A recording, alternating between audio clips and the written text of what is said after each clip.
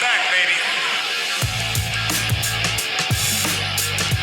I'm on gas. Yo, Flex with it. He's fat. You there, sitting at home, acknowledge me.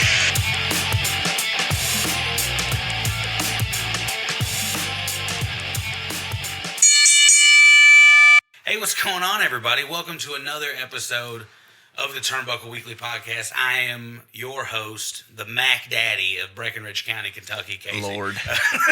I'm on one today. I hit the old Jake the Vape Roberts. Yes, he did. And I'm pretty messed up. But with me is my co-host, your co-host, the voice of the people.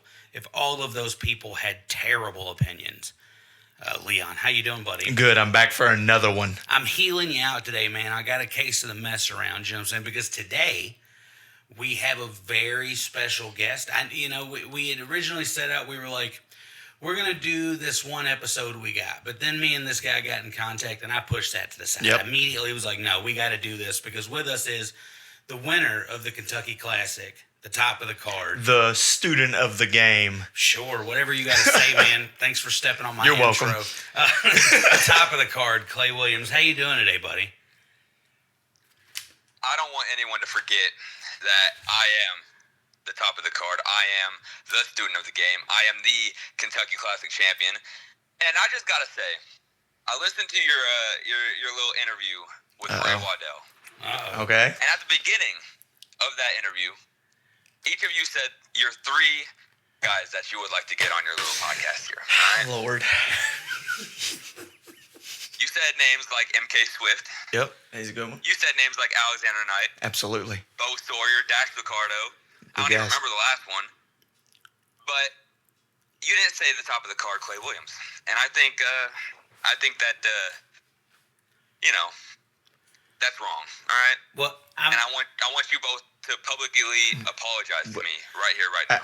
Well, first of all, hold on. We're going to do that, but I'm going to explain something to you. So we just started going to these shows the last time we were in Livermore, and you were in Florida. So we didn't get to see you, but I do want to apologize because since I don't know exactly which show. What show was Bowling Green? I believe so. Yeah, in Bowling Green we saw you, and we're immediately like, hey, this would be a great guy to talk to. I am definitely sorry. Leon, apologize. I'm very sorry, Clay. Thank you. You're welcome. It makes the All right, episode thank better. you.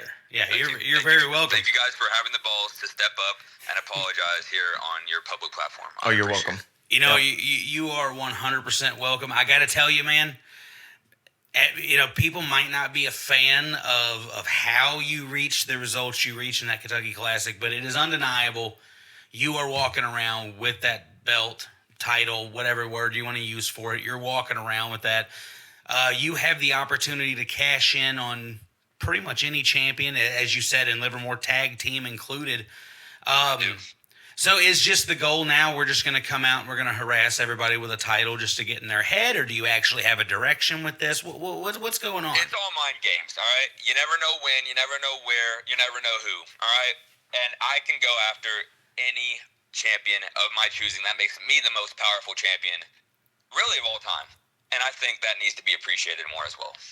You know what? I actually kind of really enjoyed it.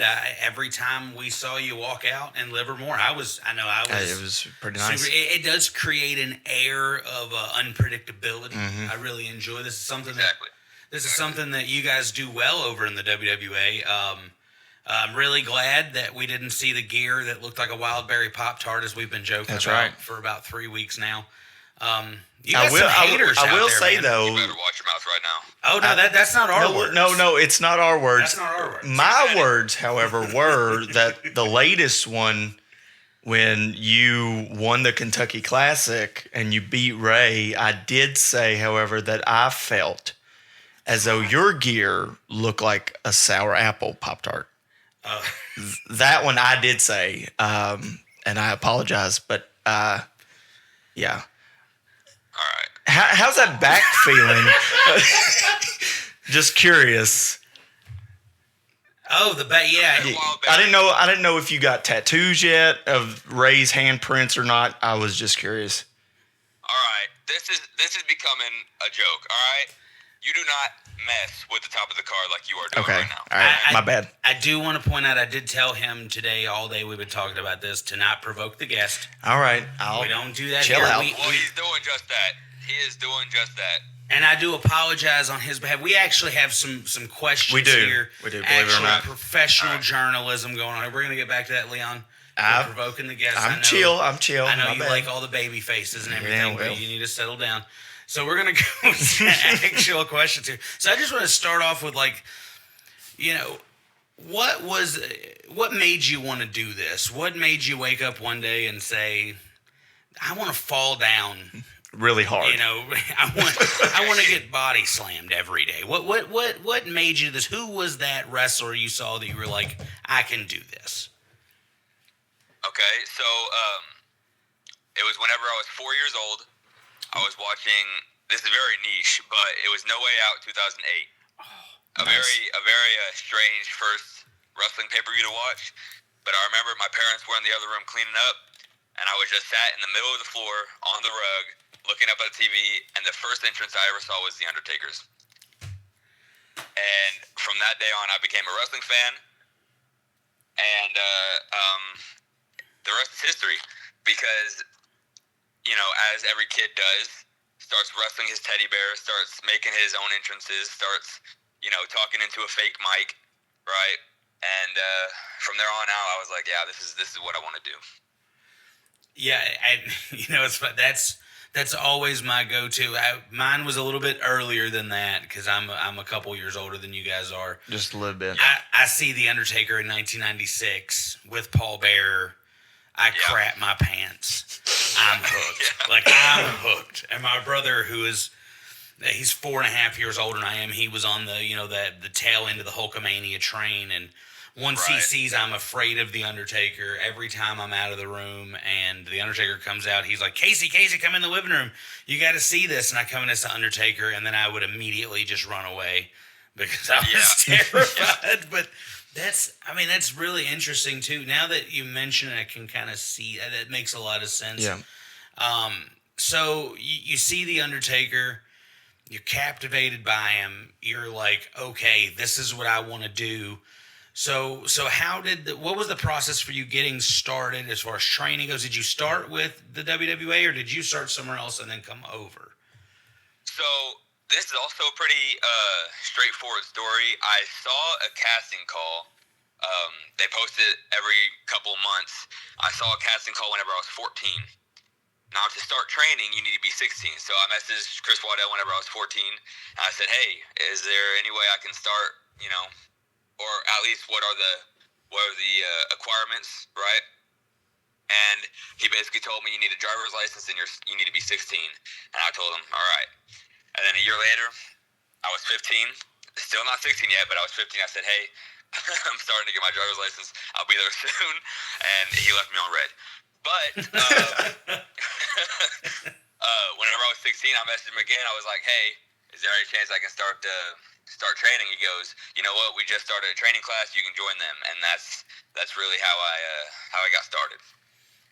Nice. See, this guy over here, he is fascinated with the process of training. I bumped around in an old dirty ring with Bobby Wilson out of Owensboro and fancied myself a bit of a worker, and that didn't work out. But this guy over here, trying to explain to him, it's not fun, and he will not listen to me. I was like, it is not fun. It hurts. Everything hurts. It does hurt. Everything hurts. So just to explain to him, let's see if our answers match up here. When it came down to training, like, what was the thing that you thought was easy that ended up being the most painful? Just the I want to say I'll give you a move and I'll give you just like my whole thought process. Okay, go for it. That works. The thought process isn't really hurting, right? But the move was definitely the back body drop because, you know, you think, oh, you just flip. That is not the case. No. Because you're being flipped, you know, over a 6-foot guy, right? And that hurts. That is probably the most painful move that, you know, I took in training. Yeah. The other thing is psychology, because even though it's not like physically hurting. It's very mentally like Mentally you have to be taxing, locked in, yeah. for lack of a better term. But that's something that we notice that you do incredibly well. Is you're talking about all mind games. Like every time somebody walked out with a title belt, there you came, chair in hand, Kentucky Classic title in hand, just sitting there. I'm just watching. That's a phrase that I think I heard you say probably 40 times that night. I'm just watching. I'm just watching. So like that's my favorite part of wrestling. Like the moves are cool, man. Like the 630 splashes and this, that, and the other. Super kicks. It's all cool, man. But like we got to use a little bit of that psychology to tell a story with our moves, and I think that's something that you do very well. Like I said, we started going. I believe they said that you were on a vacation or something like that, and then we go to the next show. You're there. We know nothing, pretty much about anybody. I mean, I went to a show, the Logan Legit tribute show. I knew some of those older guys. Right. Devin Parker and Stuntman and stuff like that. And I knew Mex because I interviewed Mex, and that dude's hilarious, man. I'll say it every time. He is hilarious. And like, so I was familiar with those guys, but we were not familiar with you at all until you come out, and then we're watching you, and it's almost like I could tell, like this wasn't the first time that you had touched, with I forget who your opponent was that night. I think it was Logan Abel, maybe.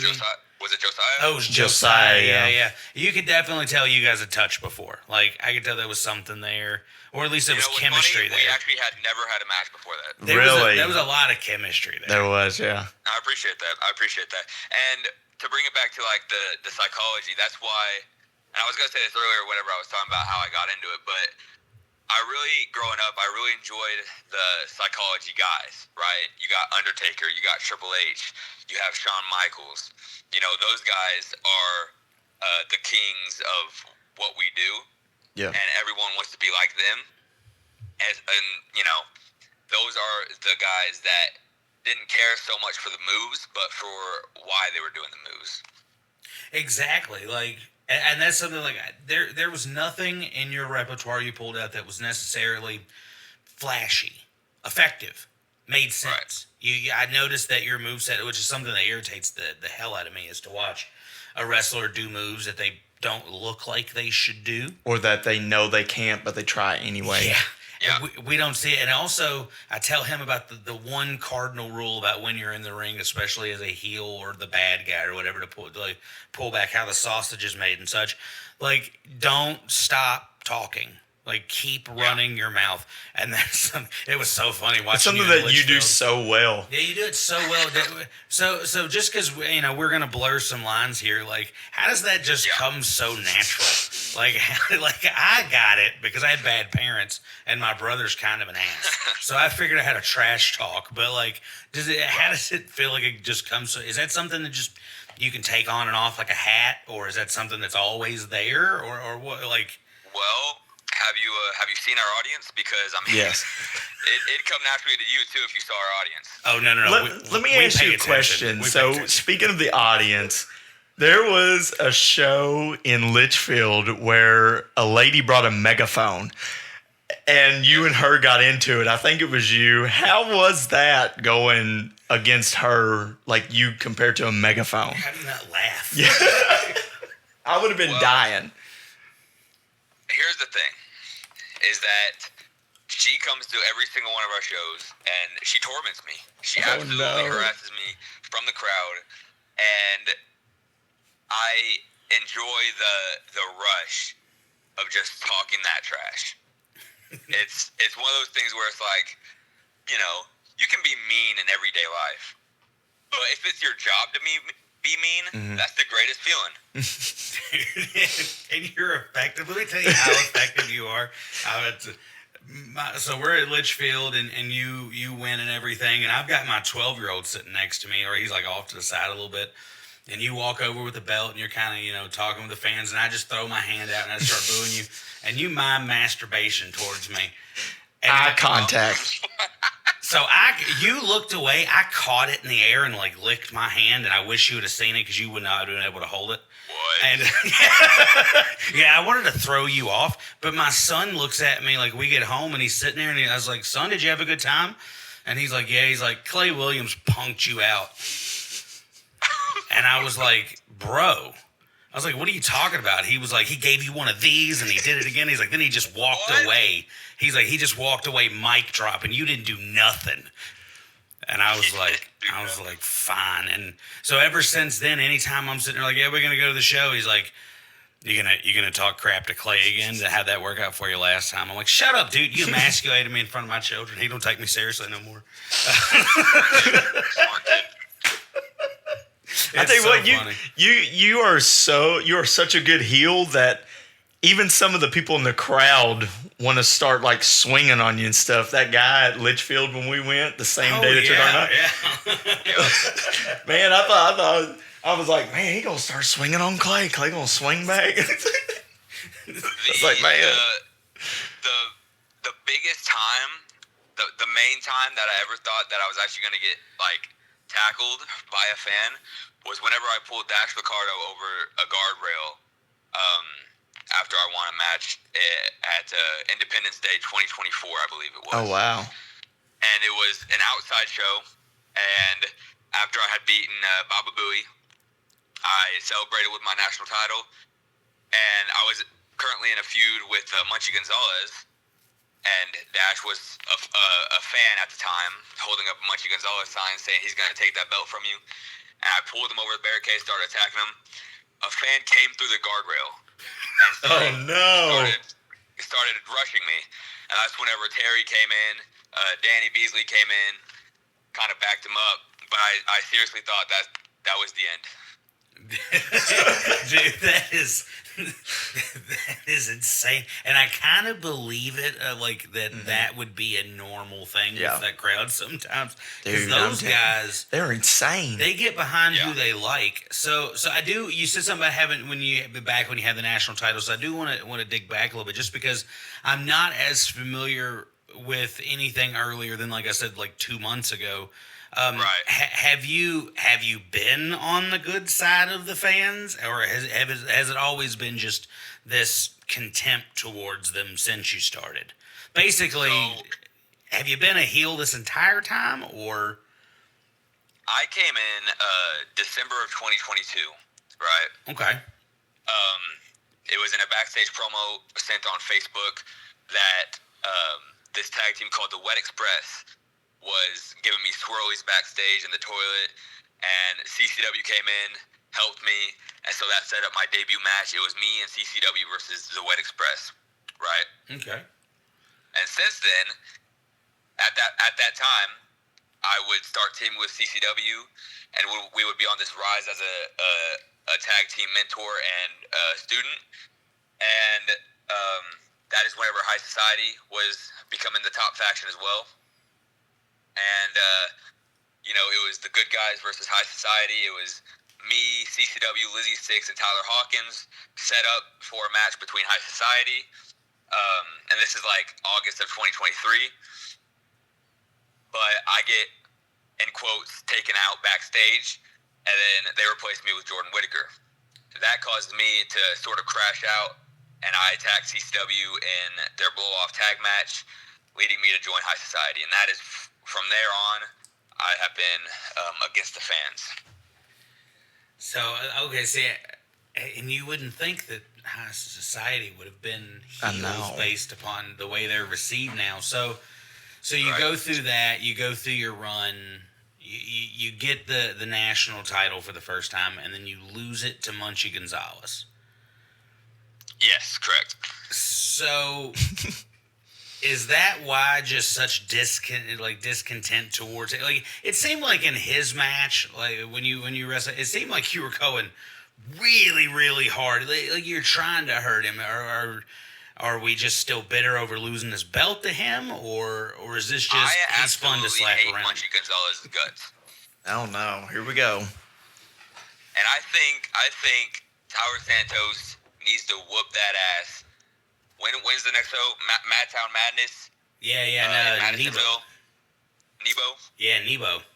Yeah, I think Tower Santos is going to kick that ass at Madtown Madness. Yes. So what's the beef with Munchie? I got to tell you, man. We like Munchie. He's a great guy. He is, man. yeah. What's the beef? Like, I'm sure you do. Is it a little bit like, because some people, they don't like, some people on the roster today, they don't like other superstars because they're jealous of like how good they are in the ring.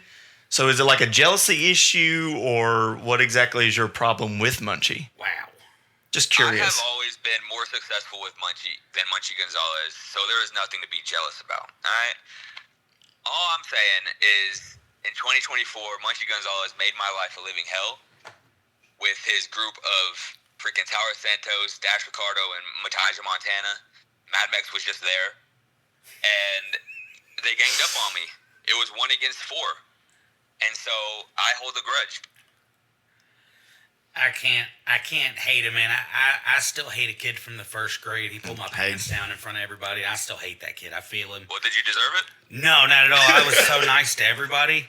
Were you? Yes, man. I was a lovely child. I was a nerd. You said in first grade? Yeah, in first grade, yeah. Wasn't that like 1960? 1997. You getting roasted. Oh my gosh. Are you really that old? What? In the 60s. Were you born in the 60s? No. Okay. My Just make mother sure. was born in the 60s. Gotcha. But yeah, my mother was born in the 60s. I appreciate it, man. You really hurt my feelings right now, but it's all right.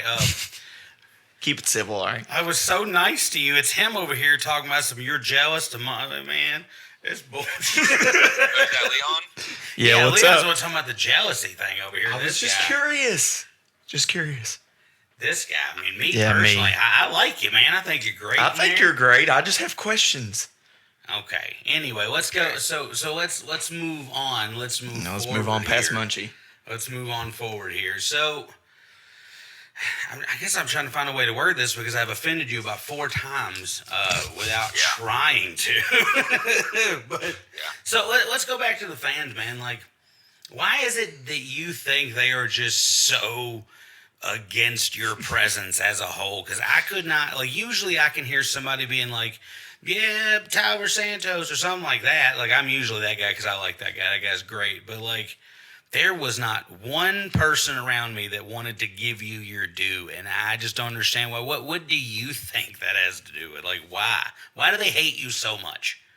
You want to talk about jealousy? I think the fans are jealous of me. All right? They're jealous of my looks. They're jealous of my success. They're jealous of these massive guns. All right? And so I think they're just jealous. I mean, see, I don't know, man. I think it's deeper than that, and I think we're avoiding some stuff here. I just don't know if you ever heard the saying that you draw more flies with honey than you do vinegar. I mean, you give them a chance.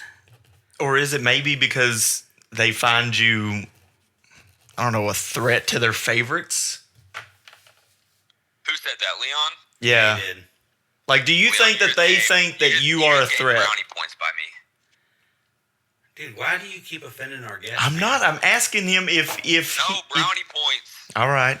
We're trying to talk to. He's the top of the card, man. I know he is. He's the top of the card. Exactly. And I'm asking Yes. if he thinks that they think that he is a threat, like that he can just take over the company. Is that why they hate you so much? Because they don't want to That is see a you take great over. point, and I think that is, you know what? I never even thought about that. You might be right. Because I hold the Kentucky Classic Championship. That can take any title off of anybody that I want, anywhere that I want, any place that I want. And that makes me the most powerful man in the company. And I think, I agree. The fans probably think that I can take the world title off of Alexander Knight, take the national title off of MK Swift. You know? They're favorites. True. I mean, this guy's got a real good point. But, however, I do want to draw to that, maybe some of the tactics used are, I mean, I don't want to say underhanded. I just, you know what I'm saying? So, like, why do you feel like you need to hide nucks in your knee pads? If I mean, you're great, man. You're good. You could beat these guys without that stuff. That's what I don't understand. Like, why the cheat moves? Why the sleight of hand with the ref, man? You can just get in there and get it done. It's strategy. I mean, listen, my dad always used to say, he was a race car driver, he used to say, if you're not cheating, you ain't trying. So I definitely feel it. Exactly. If you ain't, Exactly. if you ain't cheating, or it ain't cheating if you don't get caught, like this whole kind of thing. But like, I just, again, man, I'm watching you in there. I'm super impressed with some of the things I see. The mic work, the charisma, you got everything you need, man. It's just, I don't understand. But then again, what do I know? I'm just some fat dude that talks about wrestling in his buddy's, guest room. So what do I know, if anything at all? But I do want to go back into, just a couple different, like I'm sitting here looking at a couple different, like, matches you've had, a couple different title wins you've got. So 2025, you captured the WWE title from Michael Caden. Was that earlier this year? National title. The national, what did I say? You said the WWA title. Oh, my It's a bad. national Again, title. I hit that Jake the Vape Roberts, man. I got a little Justin Timberlake before I came into this interview because that's How generally many what I do. vaped based puns do you have? A lot. Oh, dude, so many. So many. Like, I think I've said Benjamin Franklin about 25 times today. And then today I said Benjamin Shelton. Yeah, Or Shelton Benjamin. Yeah, Shelton Benjamin. Yeah. This is what I was very do, man. impressed with Jake the Vape Roberts. That was That's a pretty good one. They just come to me. You know what I mean? It's Right. But Right. so again, you win that against Michael K. That's earlier this year. Yes, that was in April, I believe. So then that would mean that you lost that to MK Swift. I mean, my brain logically would go to that's where we're going to get your belt back. But and again, that lineage a little bit argued about. But I mean, after like everything I'm looking at here, something I always am just interested to know is like at all these matches that you've got listed here, all these different victories, what was the one that like really meant something to you?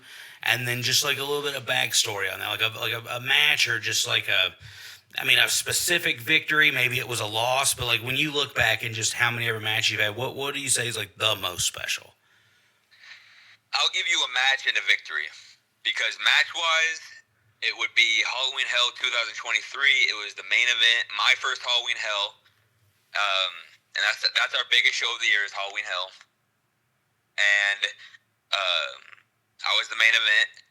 It was Barbed Wire Massacre against CCW for the hardcore title. Okay. Now, I didn't win that match, but that match meant a lot to me.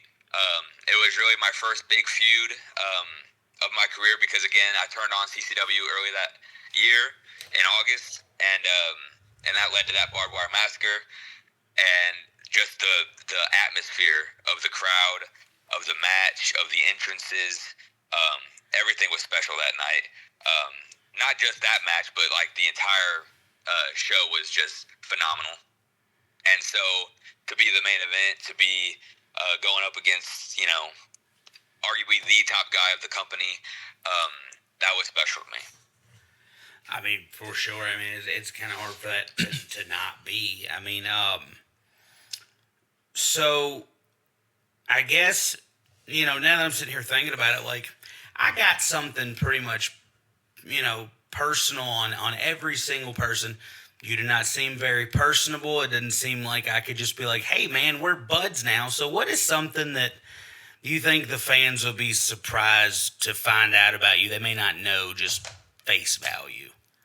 All right, well, let me get to my victory first. Oh, yeah, my bad. I need to show off my victories. My bad, yeah, get that. Sorry. On May 24th of this year, we held the Owensboro Sports Center show.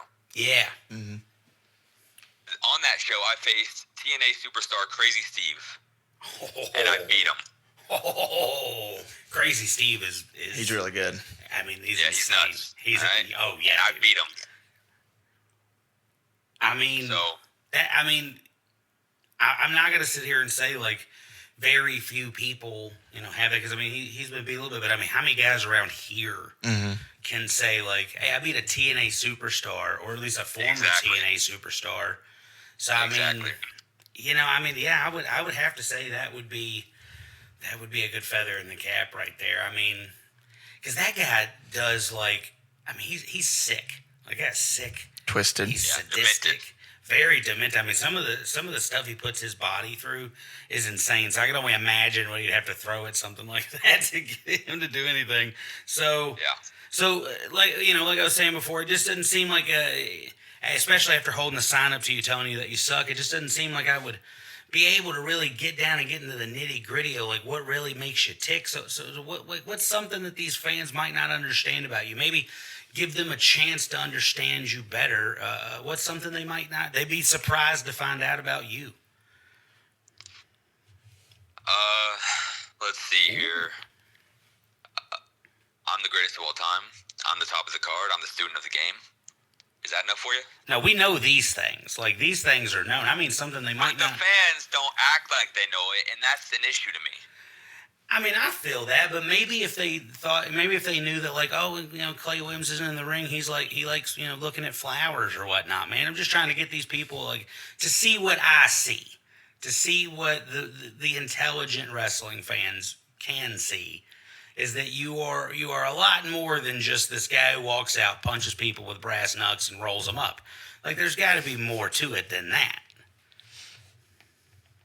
I mean, sure. My favorite color is red. Is that something for you? All right, we're gonna go. We're gonna move on. We're gonna move on. We're gonna I move told on past you, that. not very personal. That's Yeah, okay. that's all right. That's all right, because when you are the top of the card, when you're the Kentucky Classic champion, you don't necessarily got to tell anybody anything. He can. I don't have to prove anything to anybody. No, but I just, like I said, man, I just think that, like, people would understand these are all the things you are if they understood you a little bit better. So we drive a Nissan. drive a Nissan. Now that is surprising. That seem is like very surprising. You seem like a pickup kind of guy. Like a It, F-150 A or pickup a... truck. Hey, Yeah. man, pickup truck's kind of You nice think though. I'm Yeehaw? No, man, what is it? we're from Kentucky, bro. That's just normal. Yeah, that's just normal. I'm not. You're not from Kentucky? No. Where you You're from from? Indiana, aren't you? Yeah, just because I'm missing a tooth doesn't mean I'm from Kentucky. All I right. would have never guessed. So, what kind of Nissan is it?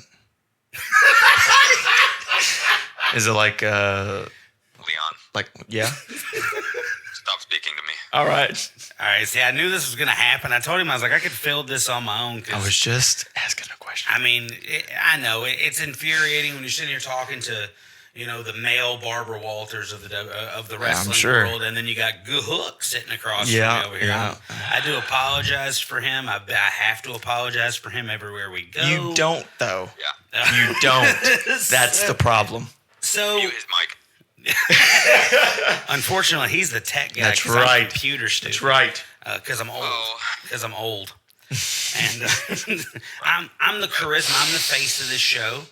And he's my hetero life mate. It's all right. Very egotistical of you, huh? Oh yeah, no, dude, 100%. I told him today. I was like, he asked me something about we're having some shirts made. And he asked me something. Was I okay with the shirts, looking the way they are? And I told him I'm a mark for myself, dude. As long as my logo's on something, I'm happy.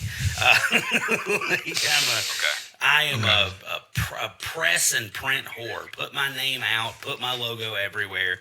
I want everyone walking up to me being like, "Hey, yo, I know about this thing you do in your buddy's house for fun." Fair enough. Fair enough. So with the demanding life that wrestling, it's what it asks of you, versus the walking the normal. I got my 9 to 5. I'm going to do it. How do you find the balance to be? Do you find like you have an easy time balancing it? Is it something that you just got to be this 24/7? Like, cause like for me working, I had to take it off. Like I had to turn it off and turn it back on. So I'm always interested just in like what the perspective of the people is as far as the work, like, I don't know how to put it, the work and then the real job balance. Like, do you find yourself at work and cutting promos on people and then actually being like, that wrong job? Yeah. Oh, no. Luckily for me, my job requires me to be in my car the entire time. Thus, I cut promos on people in my car, kind of practicing, kind of getting the hang of it. Because I'll admit, I'm one of the first to admit that my promos are not, it's just me screaming most of the time, without any real context. and I'll be the first to admit that. So I'll be in the car and say I got a match this Saturday against Dash Ricardo. I'll be in my car cutting a promo on Dash Ricardo. and so yeah, it's very. And again, my job at the moment is not very demanding of me. It's very just go to work, do your job, and then go home. And so it's very not like the real job and the wrestling show are two different worlds to me. And so my real job does not constitute my work in wrestling. See, I got to figure out how to get that kind of deal. Yeah, for real.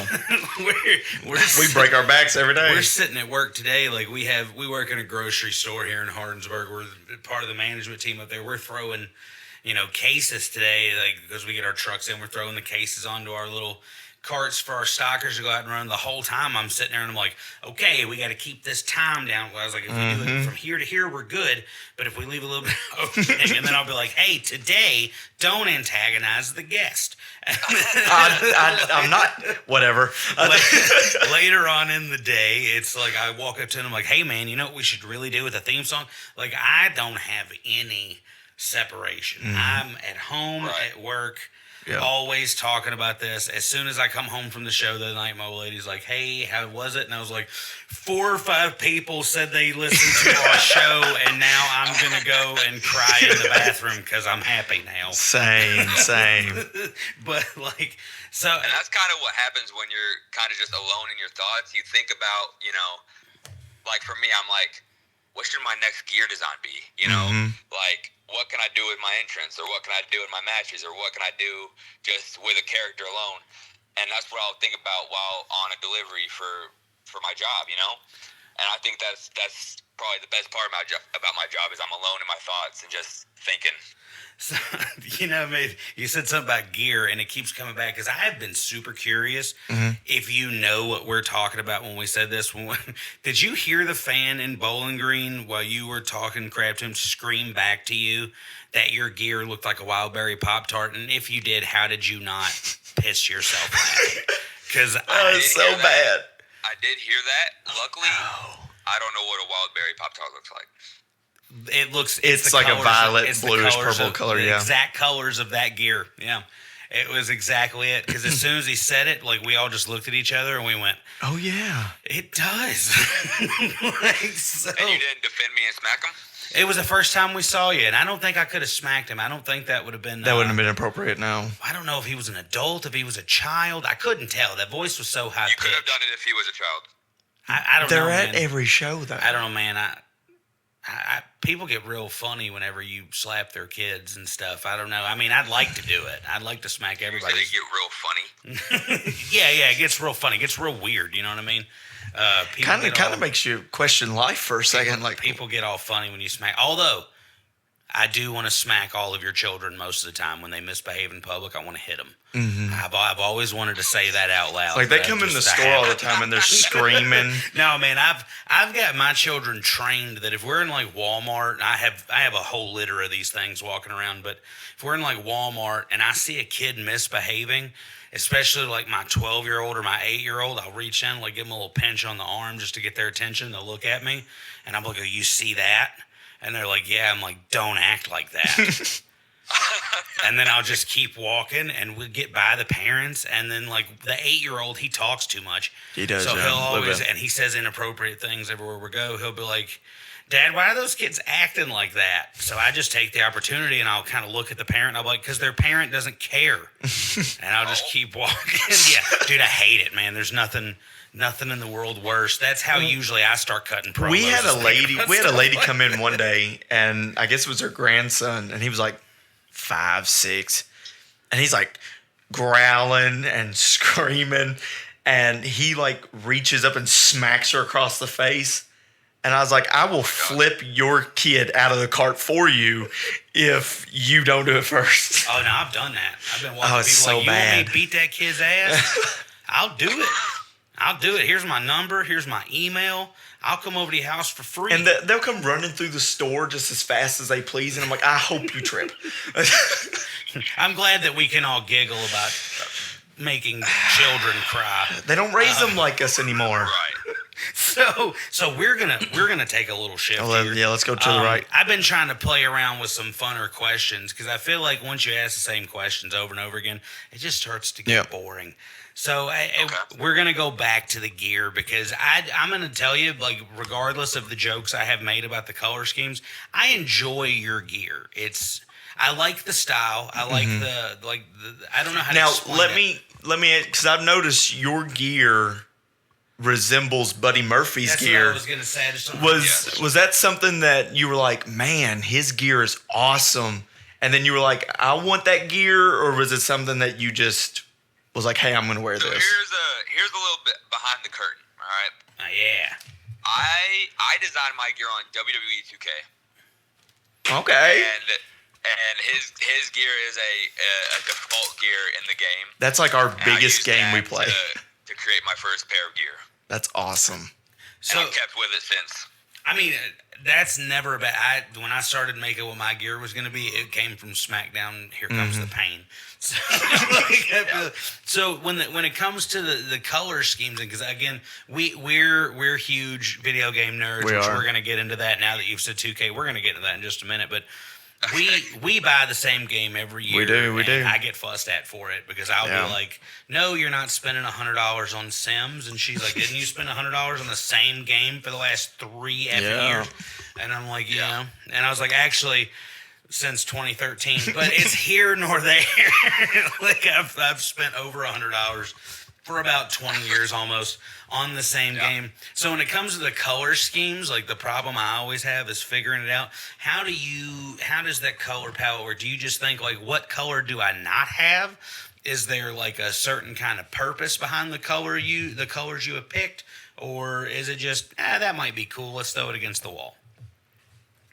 The first thought is always what color is not being used at the time. That's a good start. Whenever I first got the purple and blue gear, it was right before I turned on CCW, and I was like, people don't do purple and blue together, and so I put that in the game. I was like, that actually looks pretty fire. Got it made, and everyone loved it. And then for the green gear, again, it was one of those things where it was like, what is a color not being used? And I think the only person using green at the time was Ryan Ramsey, and he had told me that he's about to switch his colors, and so I was like, sweet, I'll be the only one with green gear. And then Cortland Moore does everybody's lights, Yeah. and so whenever he made my lights, it literally made the entire room green, and I love that so much about my entrance. Dude, that's awesome. dope. I didn't know he did all. I mean, I knew obviously probably, there were some definite double duties back there, but that's a nice little piece behind the curtain. I did not know that at all. I really like that dude. I yell at him all the time. Cortland's that he stole great, my look. We're both bald and bearded. I'm like, every time he comes out, I'm like, you stole my look. Right. You stole my look. Our Every time. beards are shaped similar. Our heads are the same amount of bald. It's insane. But like, I see. So the 2K, man, like, That's our biggest game. We love it. do you make yourself and then just go? Because I do. Do you make yourself and just go through and put every belt on you? Or do you like have a certain lane you like to stick in there where you're like, I'm just doing my Rise or Universe, or like how much time you spend on that game? What are you doing on it?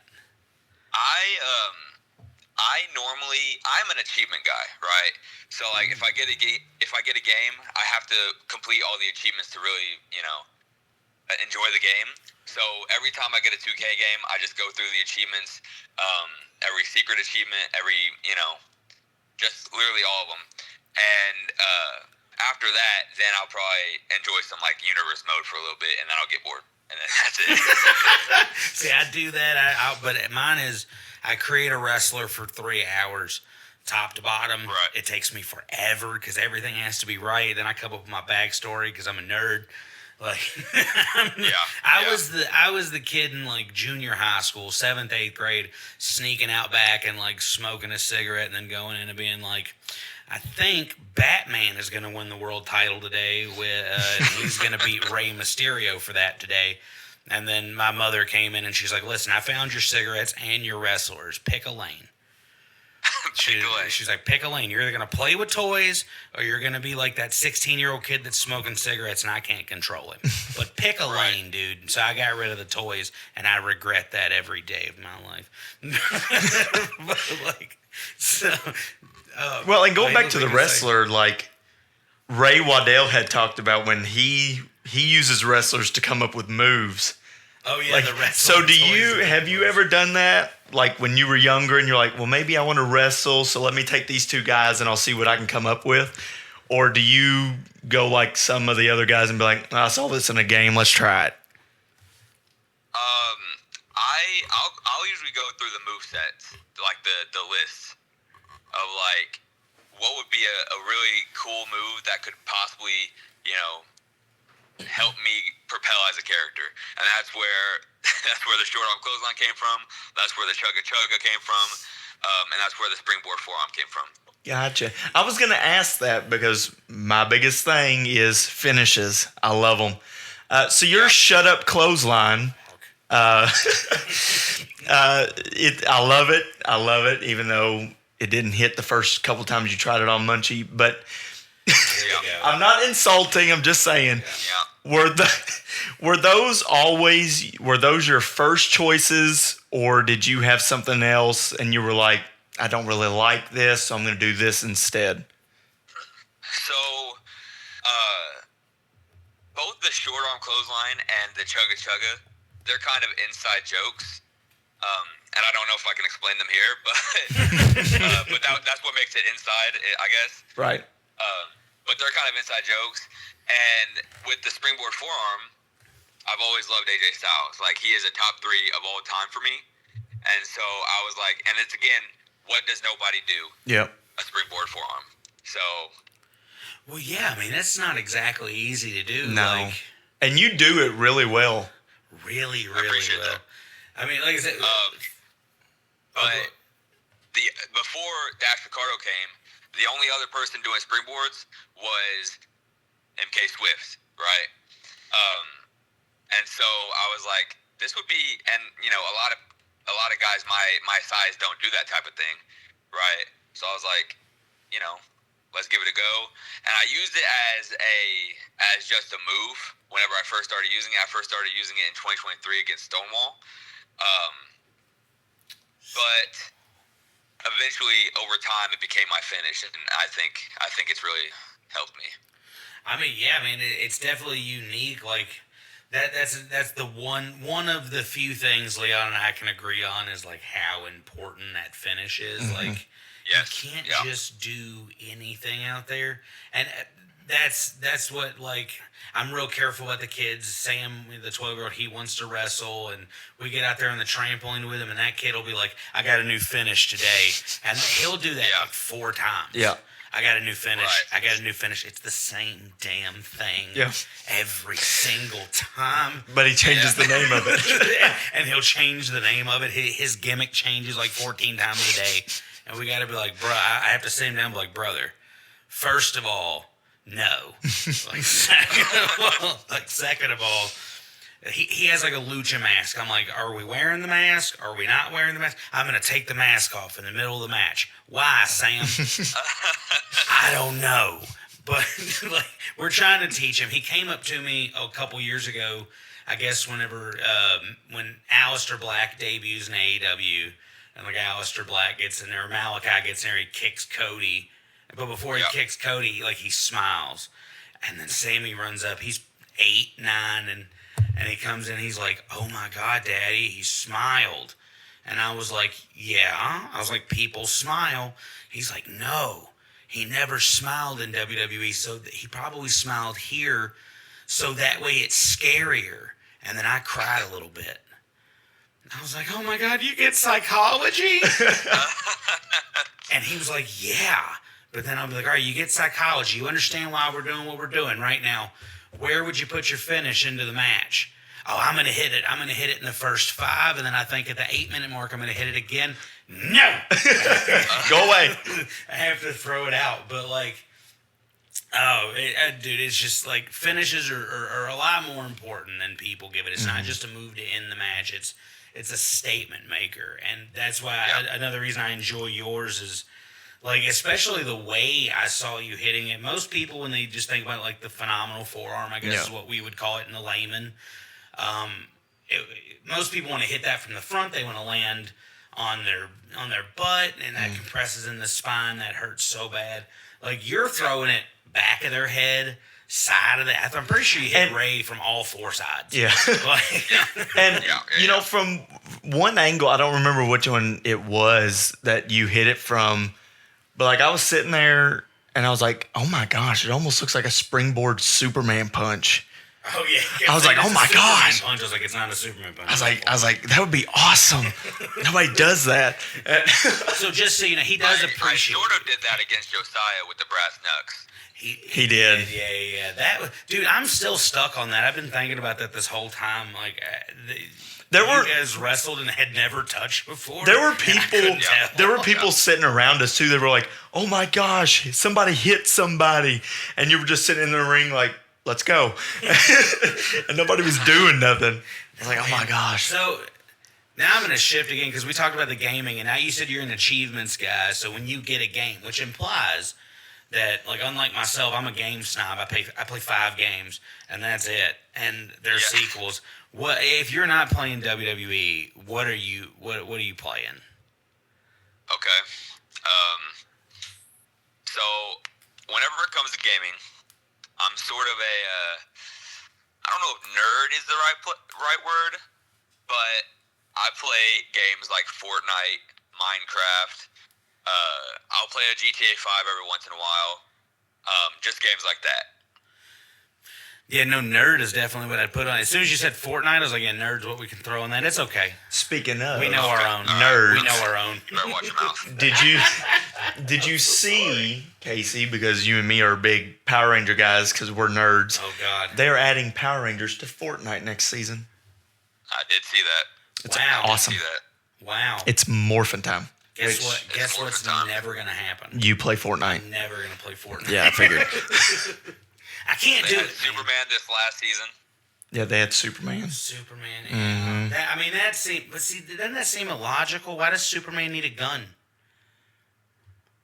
If you have the Better skin, watch you your don't you don't have to Better pick up chill the out. gun. You can get his Look, power ups. I played 5 games. I played WWE 2K. Baldur's Gate. I played Baldur's Gate 3. I've got probably 600 hours into that game right now. It's gross how much I've gotten to that game. Then I'll play, like, Sony Spider-Man because I'm a PlayStation guy through and through. Always have been, always will be. Trash. I know. It's a hot take. So I'll hit God of War. You know, stuff like that. Like, I'm very snobbish. Shooters just don't do it for me. Maybe Outer Worlds or like something like that. That Fortnite stuff, the kids play it. The kids play the Minecraft. I dig it. I think I'm just too old. I think is what the problem is. I think I'm too I old. think that is the problem. It definitely could Probably, be. yeah. I'm pushing 35. yeah. Like, Mario's still impressive to me. You know So what I mean? back to, because you said you have a ton of hours in Baldur's Gate. Clay, did you like 2K19? Yeah. How many Yeah, that's hours? probably- that's- How many hours do you have in that game? How many hours? Yes. Because again, goes back to the achievements. There were a lot of achievements That in takes a that lot game. of time, man. I'd probably say a solid, maybe like 70 to 100. I have 1,886 hours in that game. Oh my god! Yeah, I've been picking on him about that one for a long time. That game came out, what, in 2018? 2018, but see, they skipped. They had 2K20. They didn't have 2K21. They released Battlegrounds, and they had 2K22. So in between, I did not play Battlegrounds, and I stopped playing 2K20 because COVID happened. So I stayed on 2K19. Were you married then Yes. when that game came out? 2K19? No, because we got married in Okay, 2020. that explains most of all of that you just said. I didn't know any of that, which I need to look up how many days that is. this man, too many. Like this man's sitting here talking about 70 to 100, totally plausible. I've got probably 200 into this one. It's been out since March. 1,000-something hours. Yeah, you definitely. I have a life, so I don't really. That is equal to Listen, 78 and a half this- days. I've been telling this guy that's insane. I've been telling this guy like there's more to life than 2K19, and he just tells me. I had 93 created characters on that game. Damn. What is the matter with you? Look, me and my friends, we were real competitive. We had online tournaments and stuff. It was fun. We made guys. We can't help it. We made creative characters and ran tournaments. It's not my fault. Yeah, you need to go to a mental asylum. You probably. Dude, that's insane, man. I mean, I thought my 600 hours into No. Baldur's Gate I have was almost bad. 2,000 hours in 2K19. What's the matter? I wish I got an F-bomb on this episode. Devin Parker ate up all my F-bombs for like 16 episodes. We were trying to bleep him out, and we just, after about 15 bleeps, 2.5 hours it took I me. just threw my pen down, and I was like, just find it. And then it was over, and he was like, yeah, you don't get any more F-bombs for a while. And I was like, oh, come on. Because this is how I talk. So I think pretty much, we've pretty much kind of got an idea of what we wanted. I've been insulted for about 45 of the 55 minutes. Leon more than I me. take it as an honor. I will take it any day of the week. Leon, 'Cause I can handle it. Leon's a nerd, and he likes to ask, or he likes a final question to I do. be asked. I will add, and every guest is asked this question now because it's very important to him about looking back and hindsight and thinking about things that you would do differently if you could do them differently. So what he has formulated is essentially you get to go back to when you first started training, when you're first in there hitting the ropes, you're taking the bumps, knowing what you know now, the achievements that you've gotten. What's something that you think you would tell yourself then that might help that journey just become a little easier? Because this is never a cakewalk. It's always difficult, no matter what. So what's something that you think you would go back and tell a younger version of yourself if you had the opportunity to?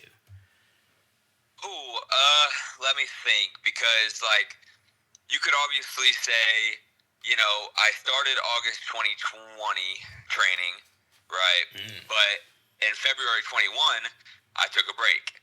Now, I could easily say, don't take a break, it's not that deep, but that I don't think I would be where I am without that break. So, and I might say something that I need to tell myself right now is to get in the gym, get in shape, and get a better body, because, you know, I started as like some skinny 16-year-old, not a bone on his body, no meat on his body, and I've gotten meat on my body, but in all the wrong places. So, so I think I would tell him, get in the gym early. Yeah, get it started Yeah. before it starts to hurt. You know what I mean? Yeah. Like that's what I've been telling this guy. What are you now, Leon? 26? Just turned 26. He's 26, not taking a bump, never hit the ropes. The first time he stepped into a ring was at one of y'all's shows, taking a picture. It was awesome. And that's what I told, so I told him, I was like, dude, yeah, I was like, it's getting in the ring is fun. Understanding this is fun. I was like, but take it from somebody who used to be a much smaller gentleman. Like, you're starting about the time I got super fat. I was like, you got to really like put work into this, man. I was like, that body, like having a body is important. You know, like you want to be, I guess the word that I've been using since I heard the Briscoes promo was aesthetically pleasing. You know, they famously got a tryout from WWE where rocked it. Because they're the Briscoes, man. They were amazing. And they were told, you're not aesthetically pleasing. They didn't have bodies. You know, they're two, farm boys from, I think it's North Dakota or whatever. But, and that goes back to a lot of the guys on your all's roster. There's all kinds of varieties. Yeah. From Alex Beretta to Bo Sawyer to you, Dash Licardo. there's just there's a character for everybody. Yeah. If that makes sense. It's what's great, but it's about going above. Yes, It's about obviously. going above, Yeah. But Yeah. I mean, dude, I gotta tell you, just as we're wrapping this up, like this has been a super fun time. has. I always enjoy the quick barbs back and forth. Hopefully, we'll get you to be able to come back here. I'd like to have you back Yes. after maybe that Kentucky Classic gets cashed in. Maybe we would, Very possibly. like to get you back in here after that to just talk about what's going on, man. It was a super fun time. I just want to give you the next like 30 to 60 seconds, how much ever time it would take you. Just let everybody know where to find you, how they can watch your stuff. Plug everything you need to get away, because after all, this is about your exposure. This is your airtime. So we just want to give you the next little bit. Just plug everything you got to plug, man. All right. Well, you can find me on Facebook. Look me up, Clay Williams. Obviously, Instagram, it's Clay Williams 05. I might have just lied straight to your face. It might be Williams Clay, but but I'm on Facebook. I'm on Instagram. And keep up with the WWA shows, World Wrestling Alliance on Facebook. I'll let you know all the shows that we got coming up. So August 9th, that is, when's this being released? When's this episode being released? Today. It'll be out tonight. Okay. This Saturday, August 9th, we have one last round where the main event is Southside Wrecking Crew versus High Society. Losing team must disband. Banger. That's going to be interesting. On August 16th, we have Never Say Die, where the main event is National Championship on the line between MK Swift and Ryan Ramsey. Banger. Keep an eye out. I'm going to be keeping an eye out. Oh, for Also sure you on will. that show, you have Natural Causes versus Southside Wrecking Crew for the tag team championships. Look out for that as well, because again, I'm the Kentucky Classic champion. I can cash on anyone who I want. On August 23rd, we have Won't Back Down. In the main event, it is Alexander Knight versus Game Time Onyx. Again, keep an eye out. And then on August 30th, we make our debut in Nebo, where the main event of that is Willie Finesse versus Vanderpool. So keep an eye out for all the World Wrestling Alliance shows coming to you in a city near you. Man, I gotta tell you what, that was awesome. You're actually the first person to, instead of just being like, see my match, like putting other over people. That's right. Where's my That's Beautiful camera? Yeah, at? we need That one. was beautiful. There's no cameras in here yet because I don't know how to work them. Guys, Okay. guys, we appreciate y'all's time, man. Like I've always said, time is finite. We only get so much of that. So any time that someone gives me their time, I'm always appreciative, especially when it comes to those views, because the more of those views we get, the more money in my pocket, the closer I am away from not having to work at a grocery store for the rest of my life because I made bad choices. Guys, we love you. Take care of yourselves. Take care of one another. Sammy, if you're listening, I love you, buddy. I'm real sorry that Dad got punked out again. Like Clay Williams, clean your room. Yeah. And thanks, Mom. We love you. Actually, don't clean your room. Words Be the from rebel. Clay Yeah. Williams. Son, I will make another one that looks like you, boy. You don't listen to your daddy. Y'all take it easy, folks. All right, cut it.